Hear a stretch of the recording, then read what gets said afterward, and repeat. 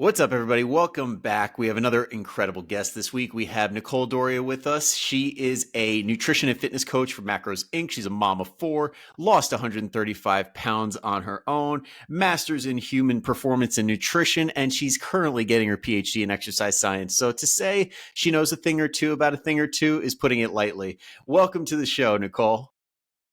Thank you for having me. Very happy to have you. I know that like with your experience and your level of education, it's definitely one of those rare things in our industry. So when I saw your talk for the Real Coaches Summit pregame, I'm like, I got to get her on the show. Oh yeah, no, and I completely appreciate it. Generally speaking, I kind of stay in my corner of like, I just work with my clients and I don't really do like the presentations and those kind of things because I don't know. I like the one-on-one. I still kind of see myself as like the scared mom who didn't want to walk into the gym. Yeah. But I'm on the other side of it. So it's kind of an awkward moment. Yeah. No, I mean, it is interesting coming out of the shell and being like, okay, like how it's got so much, I guess, so many parallels between like working with clients and being out there in the space and then like a weight loss journey, like getting out of your shell and like coming leaps and bounds from where you were. Oh, very, very much so. Yeah. It's crazy to have gone through it and then to take other people through it. Like, and it's so different. You think it would be, but it's not. Yep. Everybody's got their own stuff and it's always a fun little adventure figuring it out. Oh, it definitely. And I'm like, hey, listen, I'm not saying you're a science experiment, but we're going to experiment here because we need to figure out your life. How many kids do you have in extracurricular? Who's got taekwondo on Friday? Like, Exactly. so yeah, it's fun. That's always like one of my favorite topics with the onboarding process. So I'm like, as long as you have a solution mindset, because I could guarantee this is not going to go smooth in the beginning. As long as we keep hammering away, we'll find a groove. Exactly. Like I always tell people, I'm like, listen, this is going to be one of those, like, we're going to throw spaghetti at the wall till it sticks. Yep. So as long as you're cool with that, I got you. And I feel like any coach that's being dead honest prefaces it that way, because as much as we'd love to be like, everybody's a certain cookie cutter shape, I just give everybody this specific protocol, it just never works. No. I actually do tell them, I'm like, the protocol is us throwing spaghetti at the wall. Yep. That's what we got. It's like we could have a skeleton, like we got to achieve this, this, and this, but how we achieve it, well, we're going to figure that one out. Well, and I work with a lot, just because I did running, I work with a lot of endurance people as well. And I literally tell them, like, we're going to get you to the marathon and I'm going to get you there upright. Outside of that, we'll figure it out as we go. We'll find out. So like, we don't know how your body is going to handle this and who's in the stroller this week. Like, Exactly. Now, I'm thinking we could start with your story because I know you've got a lot of valuable wisdom in that. And then we'll go into like how you transfer it over to the people that you work with. So, I mean, 135 pounds is no joke. That is a crap ton of weight. And then not only that, you're in like the 1% of the 1% of the 1% that keep it off. So how did that begin and how did that happen? So the 135, that's kind of like the only number I could find kind of thing. So in the very beginning, I didn't weigh myself. I didn't have scales. Like, I detested them. I had like very limited information I went to a doctor at one point and I was measured for a bridesmaid's dress at another point.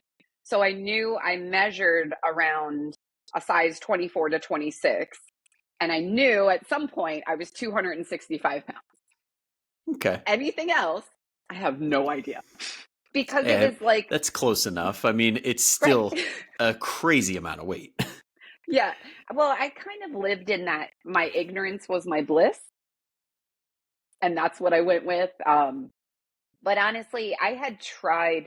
So I started like actually paying attention. It was a very long, drawn out process. But I started when I met my husband, and that was about like 17 years ago. And I was living in New Jersey and he was in California. He's a Marine. And I was like, all right, forget it. Let's do this. Hey, respect for finding a Marine and marrying him. One of my best friends is a Marine, and I'm like, you guys are all bad shit crazy. Oh, I told him, I was like, are you one of the crazy or just like mildly? Like, where are Hey, we? to sign on, you kind of have to be. So it's like, it's not, is it crazy? Are you crazy? It's like, what degree are we working with here? And honestly, I was just kind of like, all right, let's do this. Like, I can handle it. So we ended up together, and I had my son, and then we were going all bouncing all around the world, and just, well, not the world, the nation, really, like North Carolina to California a handful of times. And when we had our third, after that, I had that moment of, I've already tried. Okay, so I tried I'm going to only eat lean cuisines. I tried a coffee and M&M diet. Um, I tried, fasting, not intentionally, more like the babies are crying, I'm not sleeping, and I'm staring at the wall other times. Um, and the weight would come on, off, on, off, on, off. And then it was just kind of like a never ending cycle. And then when I had my third, we moved to North Carolina. And I just told my husband, I was like, I can't take this anymore. I can't. I can't keep doing this. And we had a bunch of different, like, things, the red flags, the motion that got me to it. But one of the biggest ones was, we were parents that had no idea. We didn't have family around because we were military.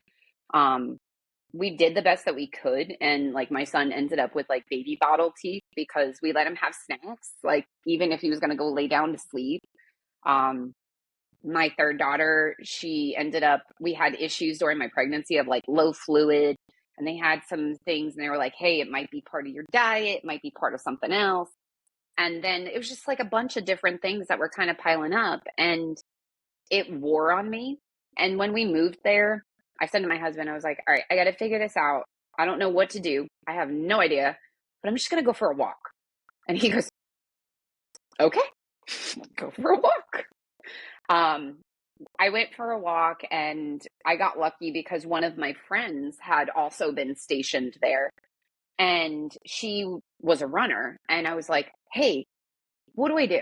Like, I just went for a walk. I have no idea what I'm doing. My feet hurt now. I don't even think I wore the right shoes to do like 3 miles of walking out of nowhere. And she kind of walked me through some of the beginning things, and like helped me realize protein is necessary. Like, Yeah. you should probably drink some water instead of diet soda, because that was all I was drinking, literally to stay awake, probably. But We've all um, been there at some point with the caffeine. oh yeah, okay. Well, I'm not gonna lie, I'm still there. Hey, But I I just finished my also, second Celsius of the day, so it's like the pot calling the kettle right. black. So we're just double fisting. We have water and energy drinks. Like, it That's what works. I call balance, when you literally have one in Exactly. each hand. But but honestly, my journey started that way. Like, I just happened to have a friend in the area that was doing things. Um, I told my husband, because of all the different times that I had gone like up and down, and I had no idea what I was doing. I told him, I was like, I really think I should probably go to therapy as well. And so that was part of the beginning of my journey. And literally, the therapist I had, she goes, I want you to walk. That's part of our treatment. You're going to walk every day, 20 minutes. That's it. And I was like, okay, I don't know what that's going to do with my head, but okay, I'll go walk 20 minutes a day. Um, and it just kind of like all came together as I was going through. And then the running bug got me because my husband and I were driving, and we had a Ford Explorer at the time. And the kids were in the back, and they were all screaming, and they were all crazy, and they were all hyped up, and they're ready to get home. We're right down the road from the house, and they're just like going and bouncing off the walls. And I'm just sitting there staring like, this is my life. It's so loud. And I see this woman running in our neighborhood, and there was something about the look on her face. And I'm like, I want that. And after that, it just kind of started it all for me. Like I saw that woman and I ended up starting like Couch to 5K. And then I did Bridge to 10K. I found out I was pregnant with my fourth. And I had an amazing midwife who had 4 kids and she ran through the pregnancies. She goes, "No, you're on a journey. I'm going to support you." And she did. And I ran my very first half marathon, 19 weeks pregnant.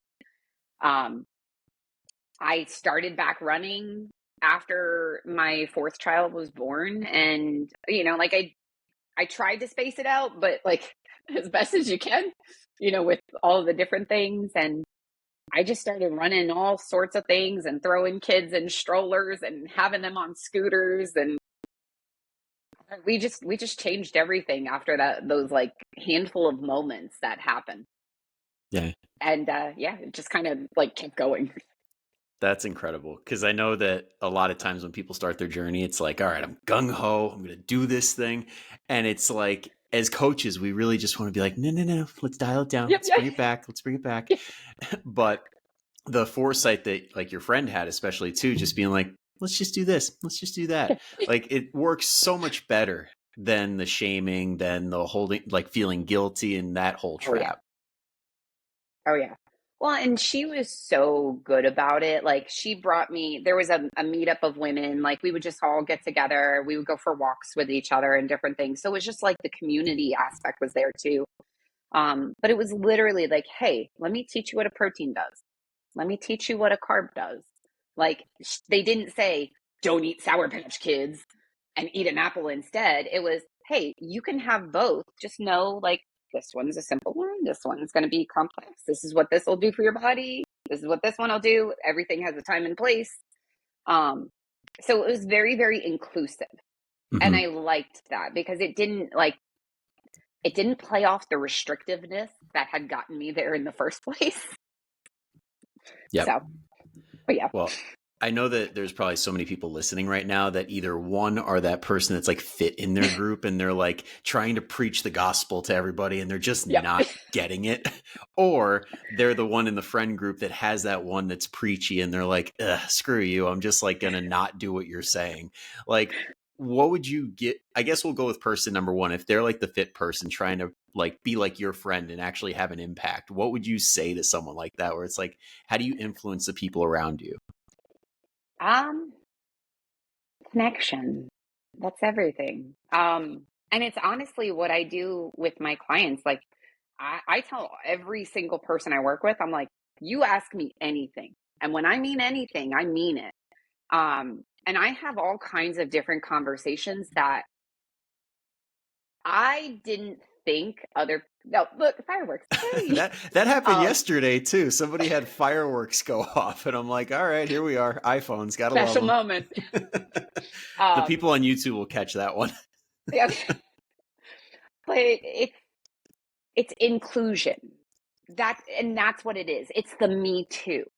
And that's what I bring to the table because I can say to them, I'm like, hey, do you want to see my pictures? Do you want to hear about the body image stuff that I went through? Do you want to hear about the uncomfortable stuff? The things that are in between the before and after pictures? Because that's what the real stuff is. And that to me has been like the change in the current when I do like my coaching. Like yesterday, I was on a call with a brand new client and we were just talking about things. And she goes, I know that I'm here for the diet, but what happens after? And I'm like, oh my God, I love that you just asked that because That's like every coach's dream question. right, I was like, thank you. And I thanked her. I was like, thank you for this conversation because you just made my entire day. Like, you have no idea. I'm not even exaggerating. And look, now she'll hear it and now she'll know because I'm Yes. going to send it to her. But she asked about the after because she said, I have a feeling it's going to take me a while to process it. And I'm like, thank you. Yes, you are.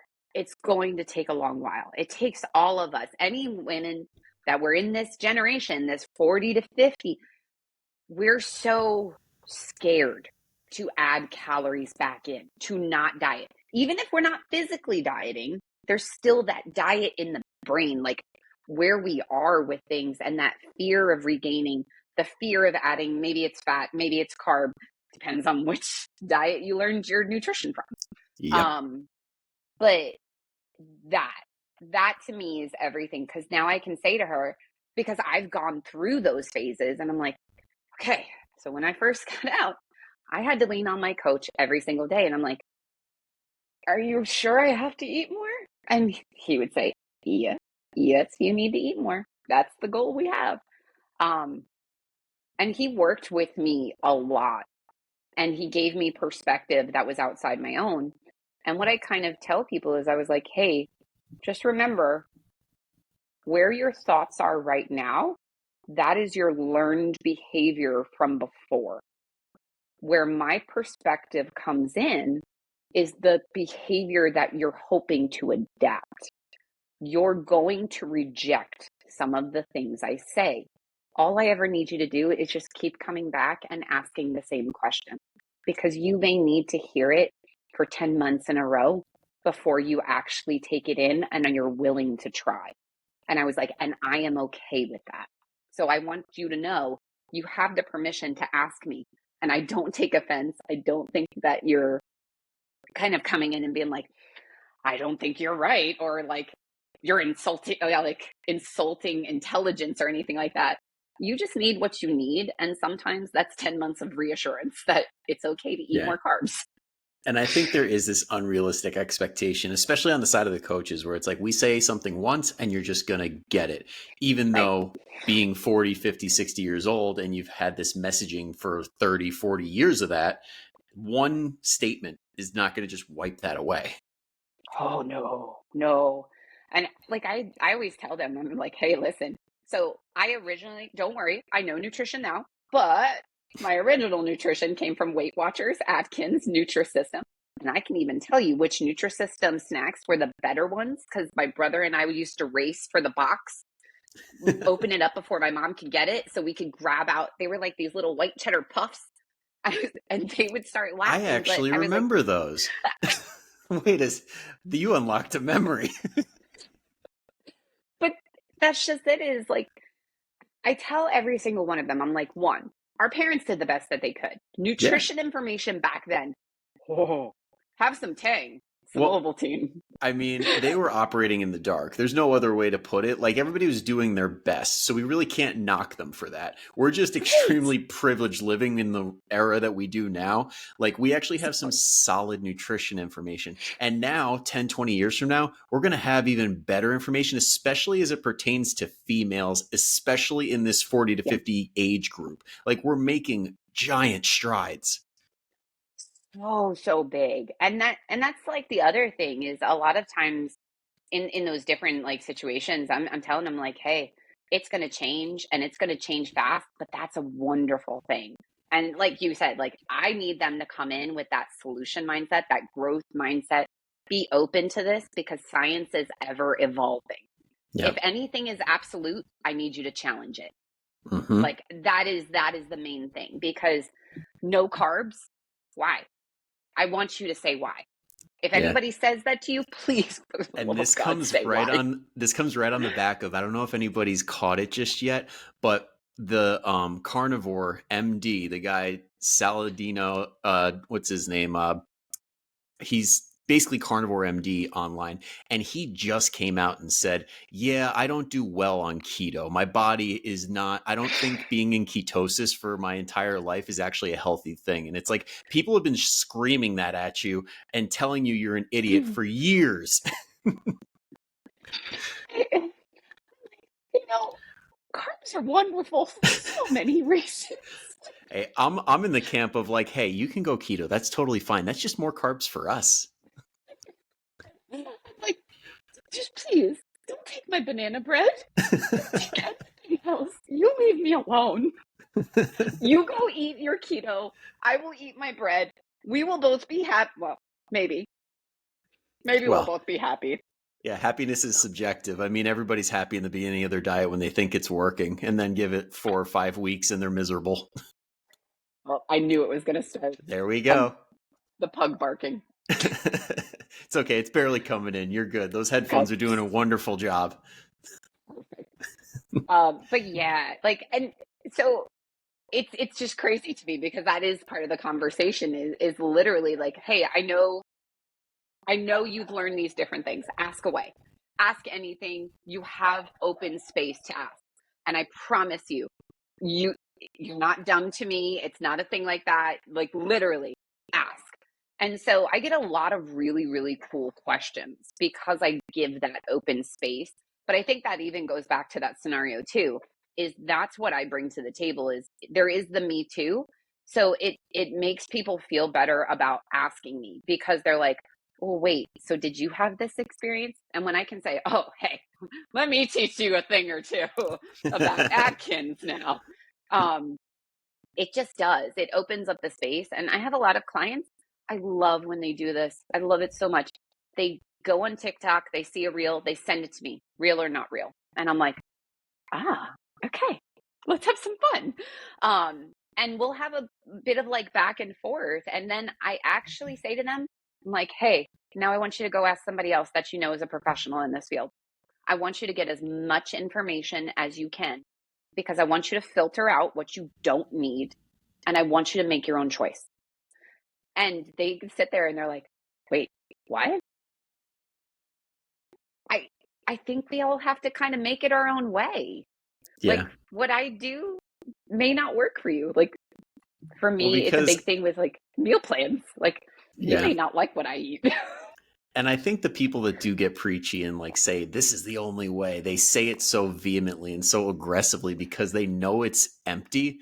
And Yeah. the people that sit back on, hey, this is what the science is telling us, this is what professionals are as a consensus, this is what they're saying. And I don't really have to defend it. You could just find out from other people who know their shit. Yep. Yep. Or it's even like I get into a conversation a lot about like intermittent fasting. And they're like, okay, do I do it? Do I not do it? What's the science of it? And I'm like, okay, hey, I'm just going to give you my perspective from when I tested it out because it was one of the many, along with detoxes and juice cleanses and the pills that were going to boost my metabolism. And I was like, intermittent fasting at one point, it helped me because I was grazing throughout the entire time I was awake. So it just gave me a food rule. And I did not do like the really tight window. I just made it normal, like the 9 to 5, the typical social norm. Yep. And then I closed the kitchen for the night. And I found that I automatically just reduced my calorie load because I'm not eating from waking till bedtime. And I was like, I like it for behavioral stuff. Mm-hmm. So other than that, it's up to you. If you Yep. want to test things out and you want to figure things out, I'll send you the science. You can read up on it. You can make choices for your own body, but you can do it from these resources. And then you make the call and let me know. I'll support you through whatever. And I think that that's the other side of it is I'll always say like, hey, I'll support you through it. Like, here's the science. You make the choice. And sometimes people want to test things out that maybe I say, I probably wouldn't, but I want them to. I want them to test it out and know that they can fail safely with me and know that they can kind of like check that box off and be like, oh, you know what? That didn't work out. That didn't really help. And I've kind of been thanked a handful of times for that. Like, thank you. I really wanted to try that. And I'm just happy you were here to support that. And you gave me the insight, but you also gave me the space. So Yeah. I don't know. It's been cool. Yeah. And that's huge. Just having somebody in your back pocket as a like as a client, having a coach to be like, well, she's going to catch me when I fall. So I can give this a try and then always come back. Right. and Exactly. and it helps having somebody who's a professional too to see what you just mentioned, which is understanding the principles behind the methods, which I think a lot Yeah. of people don't quite get. It's like there's no magic method. It's all of these that take advantage of certain principles, like you said, like controlling for calories. Are you going Yeah. to have 500 calories of chips if you cut yourself off at 5? No. Yep. Nope. It won't happen. And and like some people ask me, they're like, hey, what do you still practice? And I was like, I still send myself to bed at 8 p.m. because after 8 p.m., nothing good comes out of me being in the kitchen. Nothing good. Because I still have a lot of those mental things that I'm still working through. But I always give myself that self compassion to say, this is 40 years of a habit. Even in my 10-year journey, I have not broken this completely because it still lingers. So I have to actively practice this every day. And sometimes that can even be a little daunting to some people. And they're like, oh gosh, you mean I'm going to get there and I'm still not going to get there? And I'm like, oh, I'm sorry. There is no there. Like, it's just every day. It's win Yep. the day and then just win tomorrow. Like, Exactly. Because I so think one of the things that the diet culture taught, like all these things back in the day, was that weight loss goal is like your finish line. And it's like there's a yes. start and a finish. But those of us who know the real deal of what nutrition and fitness for life is, it's not so much a race. It's more that game of everybody trying to keep the balloon up in the air. It's like, just don't let it hit the Yes. ground. I sometimes like joke around. I was like, so I've mentioned that before, or like jugglers. Yeah. But my favorite, because I've had a couple, I work with a lot of moms who have multiple kids just because I can understand their crazy schedules. But I always tell them, I'm like, look, think plate spinner. That's what we really are. Like, that's the schedules that we Yeah. hold. So you're going to hold them all, and I'm going to walk around and I'm going to spin them and I'm going to keep them, but you got to balance them. And they're just like, oh, now I'm tired. I'm like, that's okay. We can take naps. Naps are Hey, good. nothing against good naps. The best naps are like those like early afternoon ones that don't really mess up your sleep too much, that you just get like that quick hit. I miss that being a trainer, where you have that brief moment in the middle of the day where you're like, I could squeeze one in. You know, oh, yes. So that's the one perk about being fully online and then also having the home gym in my garage. Because if everything aligns, that can still happen. However, it doesn't because I like to talk about naps, but then my body is like, we still have laundry. Yep. There's always something. So There's always something. there's always And something. I remember I had do you know who John V is? John Vlahak. I had his name down and it's so hard to pronounce, super Greek, but he's a trainer out of Canada. He's the Strong John Fitness. And he made a comment when he came on the podcast. He's like, I don't know who needs to hear this, and it's always mind blowing when I say it, but you don't need to do the laundry 3-4 times a week. You can let the kids run through their wardrobe. See, I love that because honestly, like when we're doing laundry here, we've hit rock bottom. That was one of the first things that I let go of. And honestly, that's probably one of the big ones. I like in my own journey. One of the first things I let go of is clean. We aim for sanitary in this house. Yep. Everybody's entitled to a little bit of mess as long as it's not gross. Right. Sanitary. That's our aim. We don't want like to be the petri dish. We just want to like have a little bit more time to ourselves. So Exactly. literally like the kids, they take care of their laundry once a week when they have to, thankfully, because they're older now. So I'm not doing it. Well, sometimes I am. Teenagers. Hey, I mean, it gets to, I remember back in the day, I totally would push it to that point where my mom and my dad would be like, all right, we got to throw it in. You got nothing else and it's starting to stink. We got to take care of this. Yeah, every now and then, like I'll see. So I have a son and then three girls, and my son is 16, and then my three girls. Everybody's 2 years apart, so 14, 12, 10. And every now and then, I'll go in their rooms, and I'm like, I see it starting to over pour, and I'm like, I'll just throw it in. Like I'm already here. You're like, I'm here. I see it. It's bothering me. It's just easier. Yeah. Yeah, but no, that was one of the big ones that I just let go of. I let go of some of the different cleaning, like I don't need to vacuum the floors every single day. I don't have a baby crawling on them anymore. Hmm. And that was like another big release with different things, because when I released some of those, I was like, now I have time to go for a run. Now I have time to go ahead and sit down and eat something instead of like standing at the counter and walking past it and just popping things into my mouth, because that was like the newborn baby toddler all at the same time life. That was the Yep. only way we got food in. Well, and it seems like there's all these standards that are like kind of floating around, especially with moms, where it's like, I need to do X, Y, and Z. Otherwise, I'm not a good enough mom.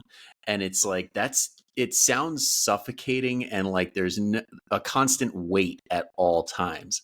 Like, Yep. and we expect people to try and figure out how to work out and eat properly when this constant pressure is going on. Like, is there anything else that you did personally that like relieved that pressure?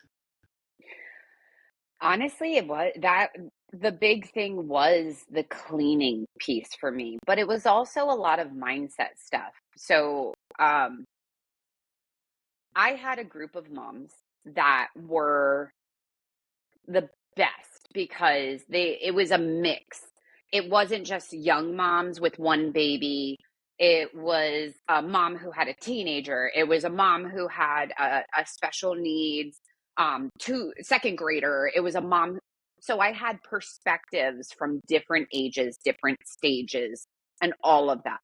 So I think that was one of the big things, because my perspective was never limited to one stage. So like all newborn, like brand new moms, we're all winging it. We're all crazy. There's no user manual. And we're looking at each other and we're comparing because we have no user manual.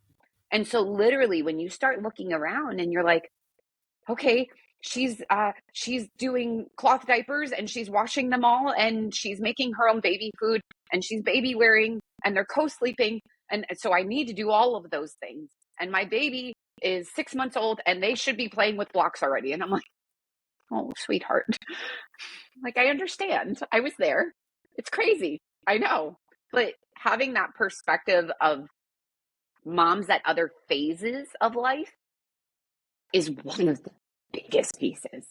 Like broadening your circle to have that is one of the best recommendations, because then you have the wisdom of the women who have already let go. And that's a lot of what I did. So I took a lot of the things that they said, and I did do cloth diapers for two of mine because I was like, actually, I really like this. And, for the phase of life that we're in, this works really well for me. I did not make them baby food. I let them have McDonald's fries because that was part of life then. Like we ran to the McDonald's and they were happy and they sat in the stroller. You do what you got to do sometimes. But our cleaning, like it went from, I don't need to clean every single room of the house, make sure their toys are fully clean, sanitize everything every day, to maybe like once a week I work on this room. Once a week I work on that one. I do my meal planning twice because maybe by the time I get to Wednesday, things have gone bad and I forgot to use vegetables and now everything's gross and now I feel like a failure because my bag salad is disgusting. Yeah. So I gave myself a lot more leniency, but I learned that from those moms that were in the other phases of life, because they had so much wisdom that it just made me feel like, oh, I am doing the best I can. Like, I can't do anymore. Yep. And having that contentment of like, I am giving my best and I know that I am, it almost frees up a little mental space for all the I should, I could, I would be doing all this other stuff. Yep, exactly. And and honestly, like I still do that kind of stuff now, except sometimes I do it with clients, and I have some clients who are they're new moms and I'll get on calls with them because maybe like that check-in and the typing, and they're like, I'm having so much trouble, and I'm like, send a video, problem solved. Send me a voice note, problem solved. Do you want to hop on a call? When is the baby sleeping? And I'll do those because that's the time they have. They don't have a lot of structure because a baby is ruling their life right now. And that's okay. But It's that's temporary. how it should be, though. That's how it should be. Like, I mean, there's nothing wrong with real mom responsibilities. Doesn't mean you Yeah. can't get things done around that time of life, but it's like you almost have to accept that as a parameter where it's like, okay, this is Yeah. just part of the deal. How do we work everything else in? Exactly. Well, and honestly, I have one client right now. She just blows me away, like, because she definitely is battling a little bit, but she keeps coming and showing up.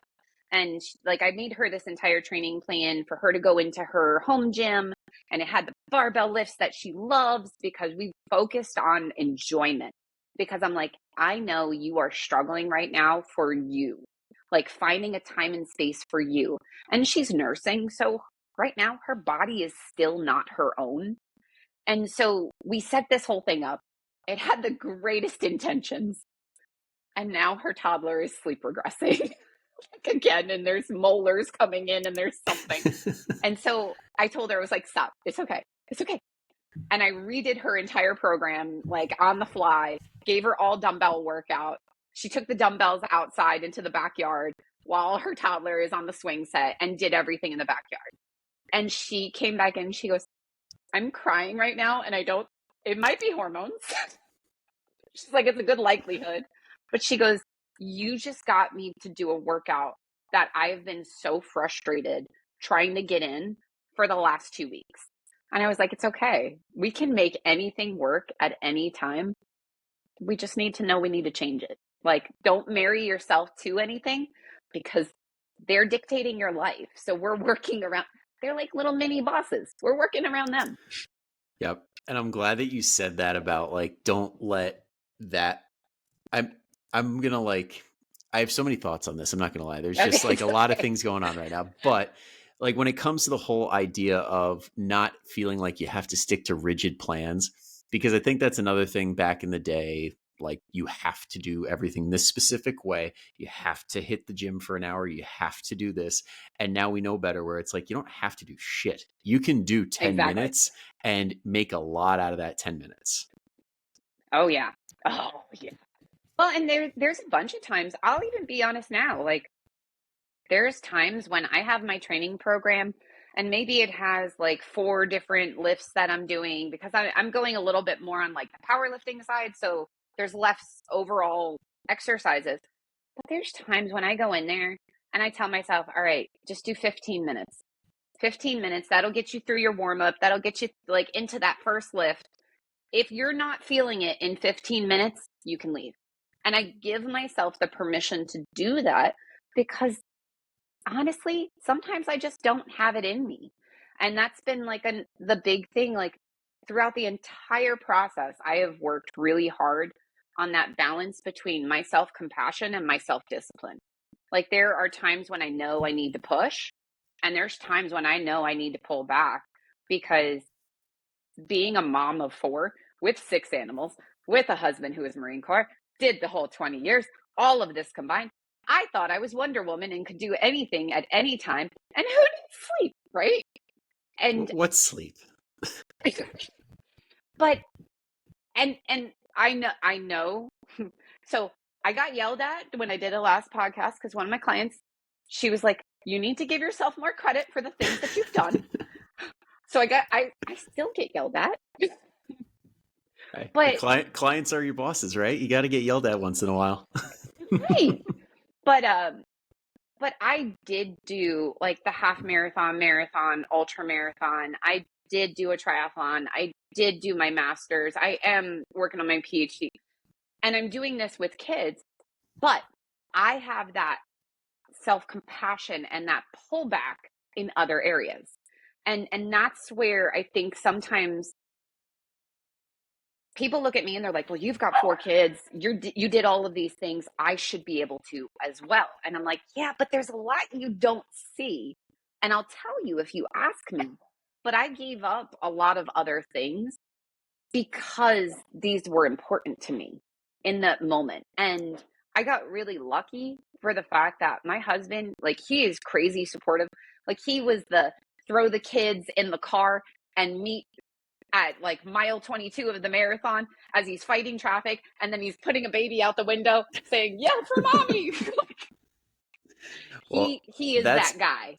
that's something that is just an ultimate secret weapon, is having a Right. supportive spouse, having a supportive friend or partner or whatever, because Oh yeah. most people, it's a little bit of a luxury because a lot of people are not operating with that.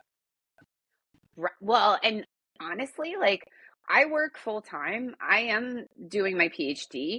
I am doing training. I am doing all of these things. Yeah, my kids are older, but you know what? My husband still comes home and he does dinner some nights, and he does the laundry some days, and he does those. Like we work 50-50, and sometimes like when he was doing his degree, it was more 80-20, and I handled more. And then when I do things like I'm in a training program for something, then he's doing 80 and I'm doing 20. But I got really lucky with that aspect. And that's when I kind of tell people, I'm like, hey, just remember what you see and what you read. Like when you look on my Instagram, I'll always tell you the real story, but you still don't hear it all because you're not in conversation with me. You're reading it and you're seeing the insight, that little thought that I wish to share. Um, but yeah, I mean, I had a lot of compassion from the friends that I had. I also had it from my spouse.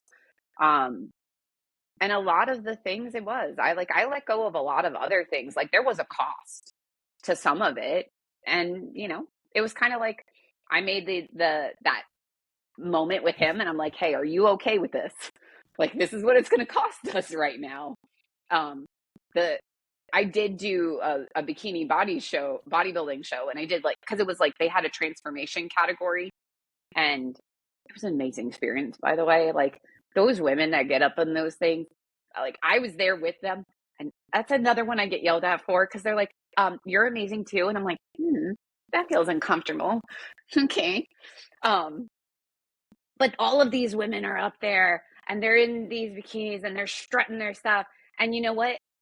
It is a beautiful display, and I'm going to say this, and I know people are going to go, it was the most beautiful display of stretch marks, cellulite, extra skin, and beautiful women in bikinis and athletic wear.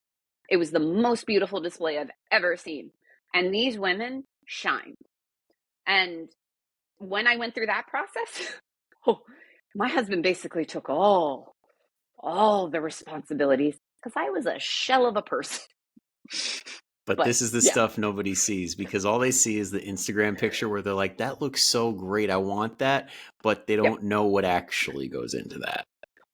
Like, I can Well, tell you yeah. firsthand, when I did bodybuilding, I had 2 relationships end because of bodybuilding. I know Yeah. there are many people who have had failed marriages because of that stuff, because it's a gigantic strain. But Yeah. I mean, it is what it is. But this is the stuff you don't get to actually understand when you just see a picture. Oh yeah. Well, and I've also been lucky to like have a couple times when like the assignment team at Macros Inc., they'll see like, oh, the assignment team, they know me and they're like, perfect client for you. And I'm like, what do we Yep. got? But they'll match me with different people who just really need to hear those things. Um, And just like if they kind of say like, "Hey, I'm just tired of the diet mentality. I'm tired of hearing it." There's so many times when I get to have those really cool conversations. But I love having like the bodybuilding one when people see those pictures and they want the real expectation. And then I tell them the one story. I was like, "Okay, my husband's birthday was a week before my show, and he had chocolate cake and pizza, and I spent the entire time grounding myself in my bedroom upstairs because I had no self control around pizza or cake. So I missed my husband's birthday. And that is what the cost was of a bikini bodybuilding show. And the minute I say that to a lot of people, they're like, oh. And I'm like, yeah. there's a cost And to I know people everything. listening are probably like, what's one night? Like we hear all the time, like it's only just one night. And when you're at that depraved level of like starvation, basically, any extra calories you take in, you notice it. When you're really lean, you notice every single extra calorie. Right. Well, and also just because of where I come from with this, like the fact that there is the diet mentality factor and the mindset and like battling off like the emotional eating, self-sabotage moment, I would not have had one piece of cake. And I know that. It would have been everybody else has a slice, and then I would have taken what's left, and I would have eaten the whole thing, and then I probably would have licked what was on the plate. I'm not gonna lie. But Hey, I the knew that honesty about is myself. appreciated. Oh yeah. But really, when you're at that point and you've been going at it for months and you've been so locked in and disciplined and there for months because you have that one specific goal, and you're going to the extremes because this is an extreme goal, just like ultra marathon. It's an extreme. So many people don't do that. And so when we look at these aspects, extreme things take extreme measures. And then afterwards, the rebalance is difficult because you're like, how do I live? Yeah. How do I eat? Oh, hi, husband. You exist again. Yep. You got to go to a place mentally and like just with your day-to-day activities where it's like you're living extremely disordered for with Yes. knowledge that it's going to be for a short time, but then people on the outside like seeing these bodybuilding protocols or getting a meal plan from the local trainer that happens to be a bodybuilder, and they're like, oh, so this is what I have to do all the time. And it's like, no. That's like for the general population, there's nothing worse for your mental and physical health than a bodybuilder meal plan. And well, and I have to give it to some of the other coaches that I work with. They like we've been in these conversations of the cost of lean. Like this is like that shop talk moment. Like we have that conversation so much. Like, what did you give up? Like, Oh yeah. it almost feels like war stories to be honest. My dad still gives me crap about me ripping him a new one because he took a piece of my bacon that was pre-weighed out.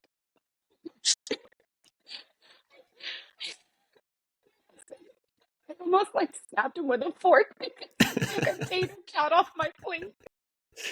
I And was this is so why we are talking about disordered people. This is not normal. This is not what you should have to do to get to lose a few pounds. Competition, yes. Lose a few, right. no. Well, and like, so when you look at like all the different things to follow out there, all the nutrition stuff and all of like the Instagrammers and the fitness people and all of that, I have to say, like, one of my favorites has been like precision nutrition just because of the levels. And they say, like, level one, level two, level three. Level three are like bodybuilders, competition. And even they say it, they put a label on it and they say, this is short term only. And then in the middle, they're like, inclusive, have a little bit of this, like 80-20 kind of thoughts. And I'm like, please be inclusive. Please don't put yourself in your room. Enjoy your husband's birthday. As a young trainer going through that precision nutrition course, that specific part was the best thing ever. Understanding that you don't need to go to the extremes to get the results that you want, depending on what your results are. So, Right. like what you were speaking about, like the level one was like pretty much everybody that we deal with is that comes across our way who probably has about like say 20 to 50 pounds to lose. You don't need like to weigh out everything to the perfect No. gram to get you into a calorie deficit. You can make some minor changes that have gigantic benefits. Oh, yeah. Well, and honestly, like, so this is one of the things that we get a lot just because macros ain't the name of it. And when you start talking about it, like, yes, I do want people to food track, but I always give them this perspective. Food tracking is not necessarily defined as what you think it is. we see food tracking as using Lose It or MyFitnessPal or Carb Manager or one of the different apps. And that's not all it is. Food journaling, that's the old way that we used to do it when we didn't have these apps. All we ever want from tracking is literally self-awareness. And that's the factor, because when we work with moms, first, we get the gross, like, toddler hand that they want to feed us, and we can't reject that food. So sorry, it's not getting weighed, but there were some sticky goldfish who got. Our immune systems really work well when we have toddlers. That's all I'm saying. But there's like those different things. But then what pulls over? I'm cleaning up their plates. There's a couple bites of food. I'm popping them into my mouth, not thinking of it. And then I'm going to sit down and have a whole meal. What I just popped into my mouth from their plate might have been like 200 calories. And when I have to track, food journal, or whatever you want to call it, I am now cognizant of those scraps that I just put in my mouth that, you know what, honestly, I probably didn't even like. Like, it was probably some weird, my daughter right now, it's bread with cheddar cheese and Nutella with pickles on the side. You know what? I'm letting her go with it because she's in a food exploration phase. And, you know, I just don't want to eat that. She's making it really easy on you. There is no temptation there. No. But at the same time, like, I remember one of my old habits would have been, let's not waste this. Why? Because it goes back to, like, I think in the 80s, 90s, there's starving kids in Africa. That was the thing I heard in my house all the time. You know, there's starving kids somewhere. You need to finish that. You need to clean your plate. You need to eat all of that. Don't waste that. Don't throw it away. And so that's what the tracking brings us. We just want awareness of those things. And then those are the mindset things that pop up.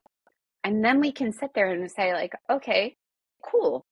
So that's the thought that you have right now. So what can we do about that?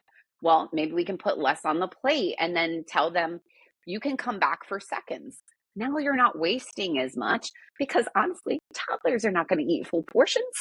Yep. And what's the But harm in just putting it away for leftovers? Like, you don't have to finish exactly. it all in that sitting. Right. Well, and that was another thing. Like, we work a lot with our kids here, and like they all have like the bento box kind of things. And so that way they can portion, like, literally whatever comes off the plate, there's a section, because the sections don't touch each other, because God forbid the sections touch. Can't have that. No No, intermingling. no. But I think that that's one of the big things, like the tracking and those kind of things. People get so lost in the noise of it all. And I'm like, no, you're missing it. It's just about the awareness. It's what food habits do you have? What kind of things do you do? Do you snack and graze all day long? Does that work for you? And how is your calorie consumption? Are you eating when you're hungry? Are you finishing before you get to the point where you don't feel so good? And so I think that that's one of the other things. Like, you just have to kind of tether to it, but the tracking has value. It has a lot of value, especially for those of us, our brains are going a mile a minute because we've got multiple people to care for. And I'm glad you said that, because I think it's very common. Many people are like, if I don't hit this macro target perfectly, protein, carbs, and fats, then I'm not going to see any progress. I'm failing at this. I'm just not doing it right. When in reality, that's like the least important thing that tracking gives us. Oh, yeah. Well, and one of my things, like, and I say this to every single person on every single console: calories, protein. That's it. And then they sit there and they're like, yeah, but macros. And I'm like, okay, but let me talk to you, because you have family meals and I want you to sit at that family meal. I don't want to pull you away the way I was pulled away with those with that prep. So now we'll play devil's advocate. So if dinner is salmon on a sheet pan with vegetables and olive oil and garlic, and it's everything that's so good. And then on another night, you're having spaghetti and meatballs. One of them is going to be super high in carbs, and one of them is going to be super high in fats. Now tell me, are either of these meals bad for you? And I'm like, well, no. And there are common meals that they might have in the house. And I'm like, that's where your carbs and fats are going.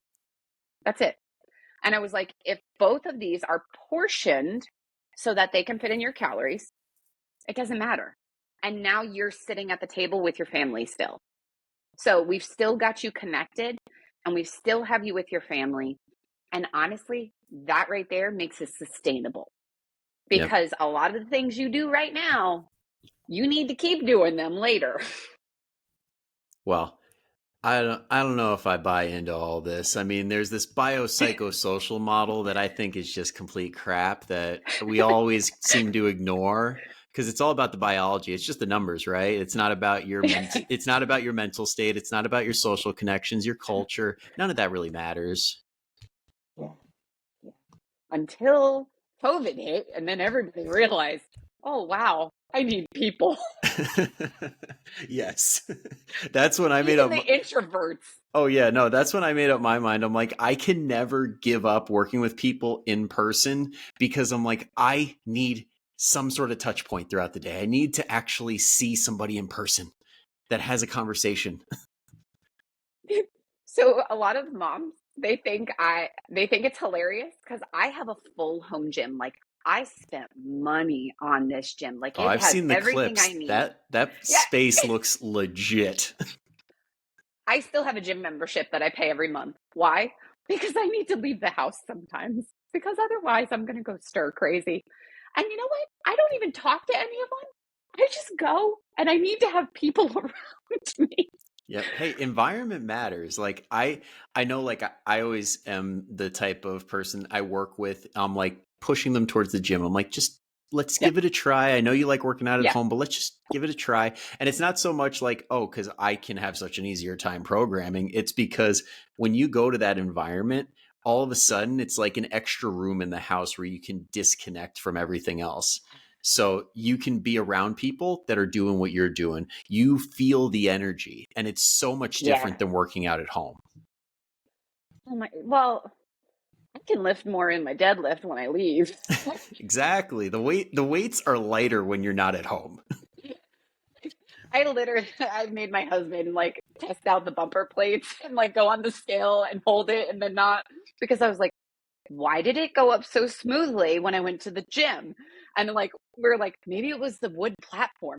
Maybe it's and he goes, no, maybe it's because you're not trying to also do the laundry, cook dinner, and you're thinking about the bills that need to be paid. And I'm like, I don't like when you're right.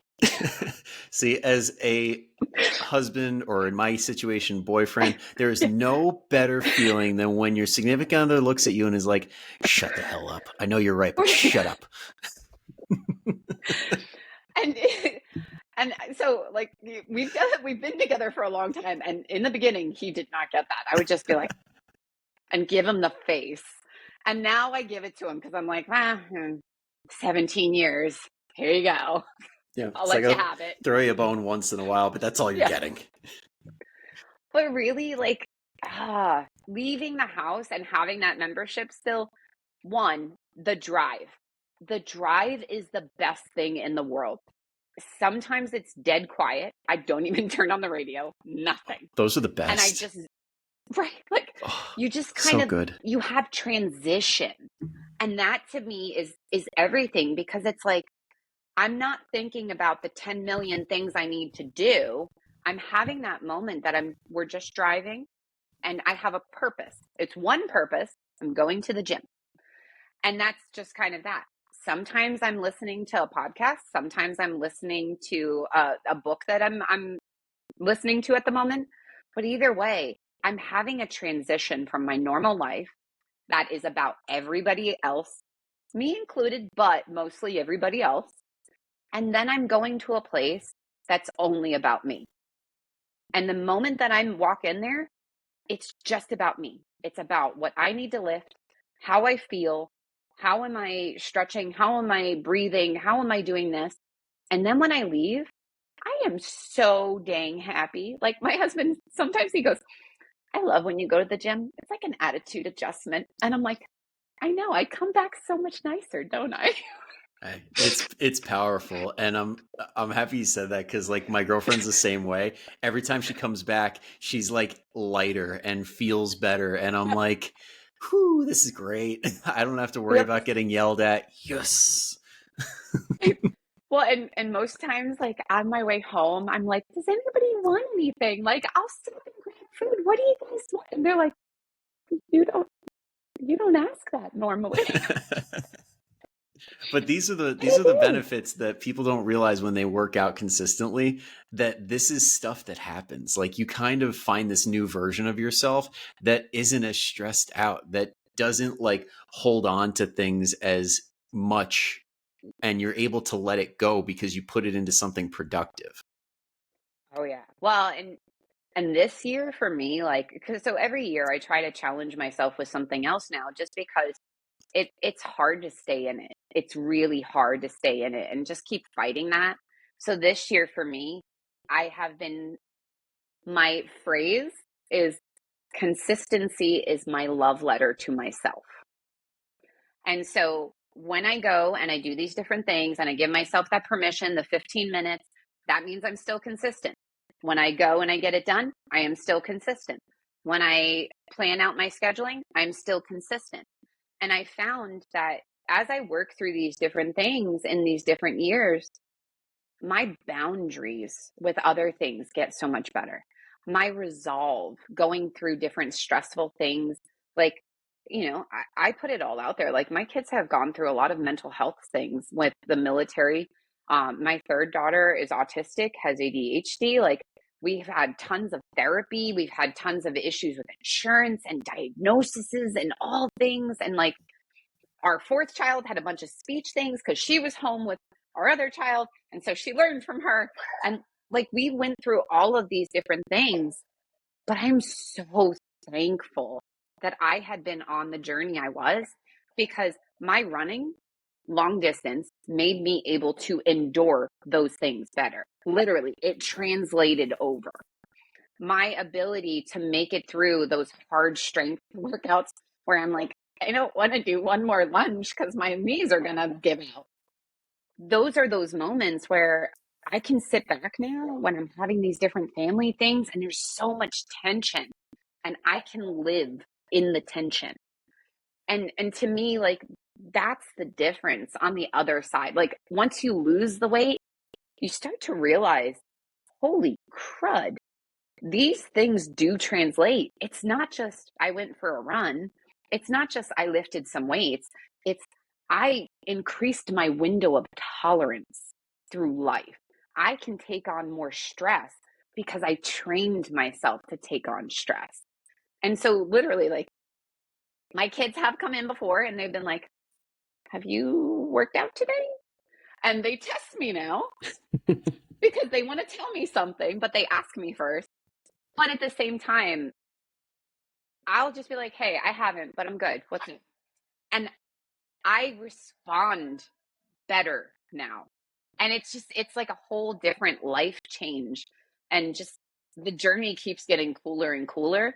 And that's why like I am pretty damn proud that I kept it up, because I keep finding, like, it's almost like finding like little Easter eggs. Like when you play a video game, as I keep going through, I'm like, oh, well, And I think you're in a very good position too because you coach people literally for a living. So you can really yeah, find these golden moments, these like victories along the way.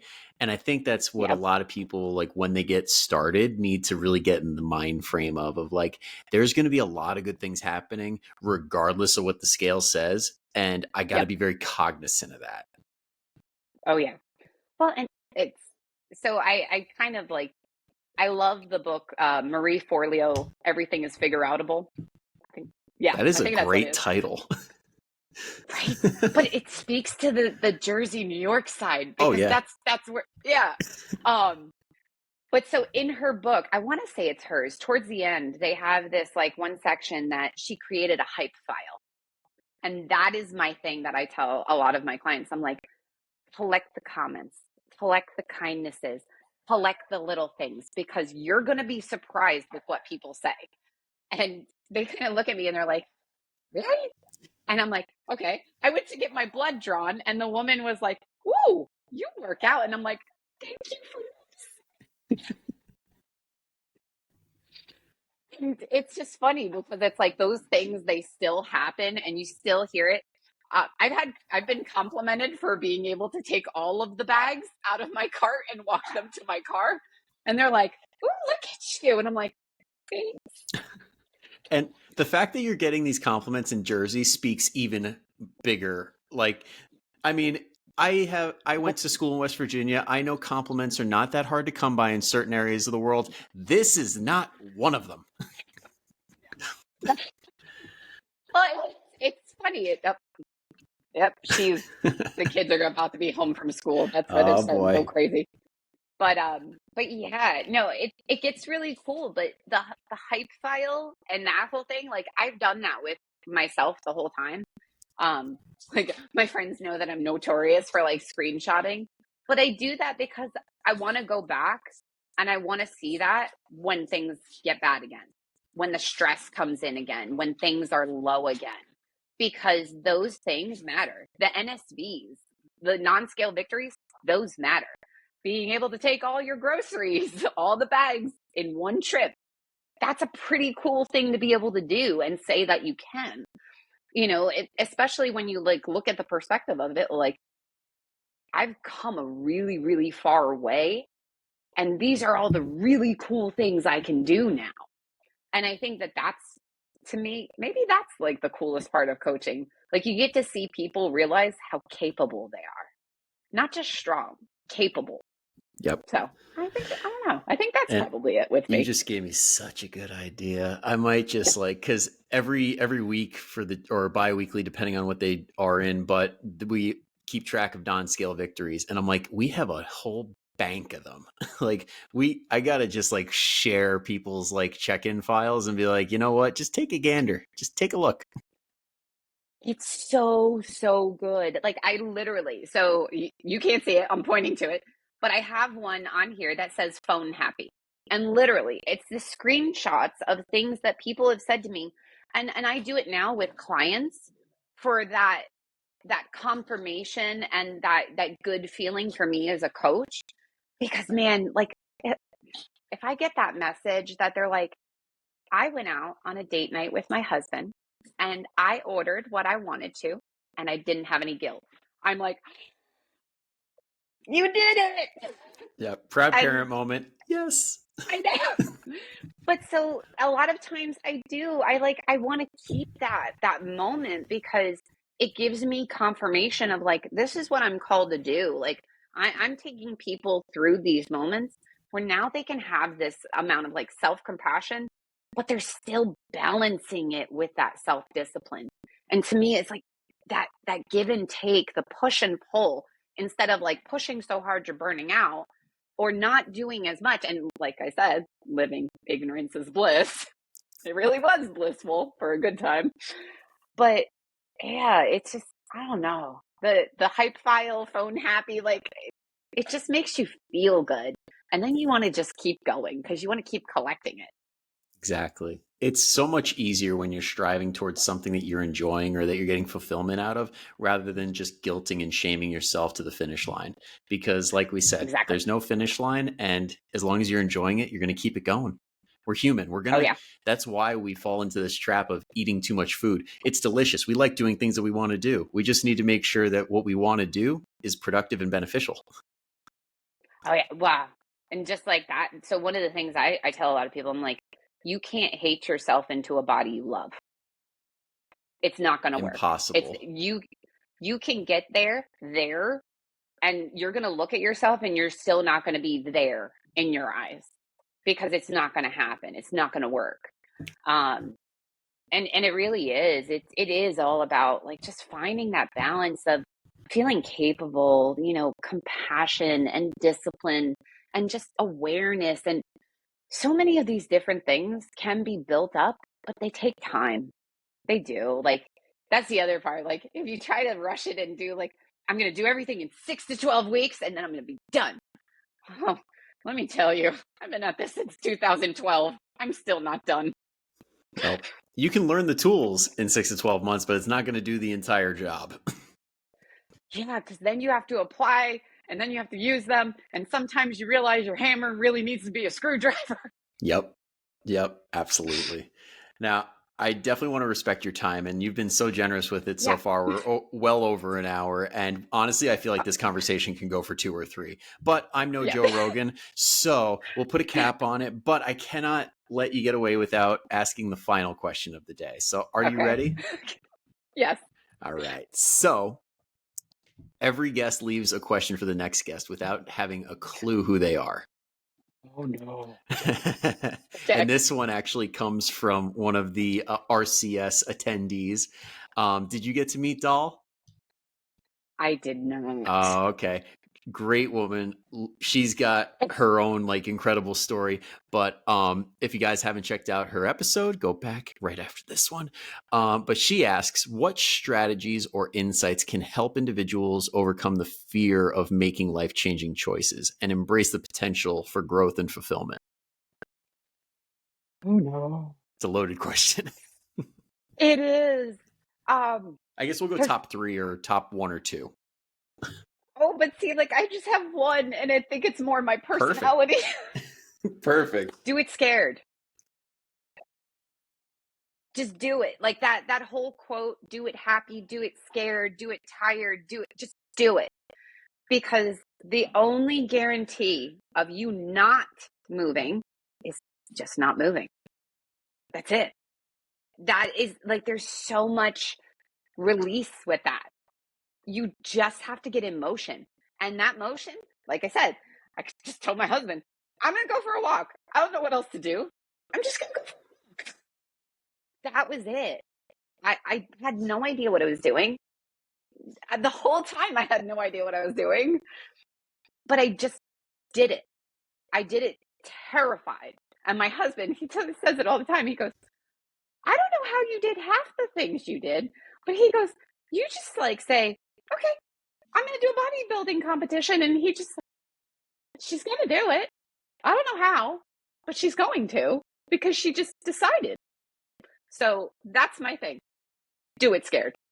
Love that. Because I really do think there are 2 like types of people. It's either the type that are like, I'm going to do it and figure it out, or I can't do it until it's all figured out. And those people never end up doing it anyway. Well, and that's just it, is like that side. Oh, see, that's where a lot of my books came into. Like John Acuff Finish. That one rocked my world. Because I was like, oh, I start a lot of things, don't I? Because I do it scared. And then I get stuck sometimes. And then that's when I go to my friends who are coaches. What did you do? Yep.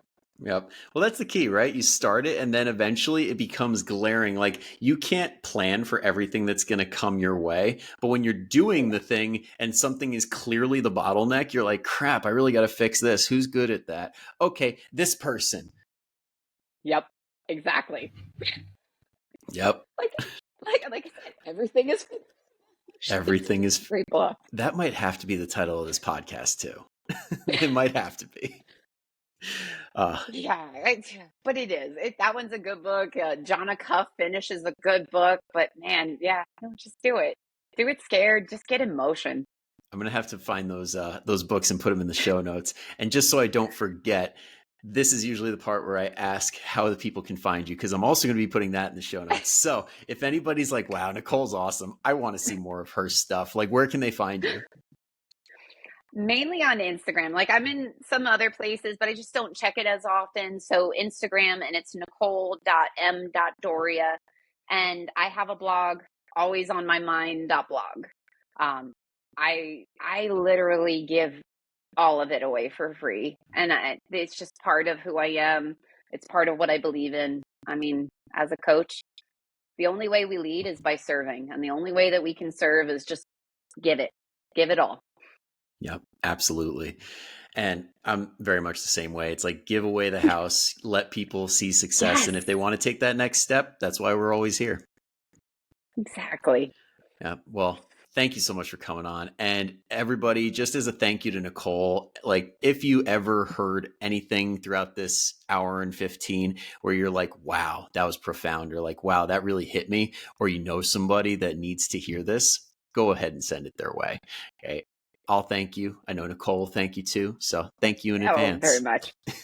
Yeah. All right. So thank you all for making it all the way through with us. Until next time, go kick some ass. I'll see you later.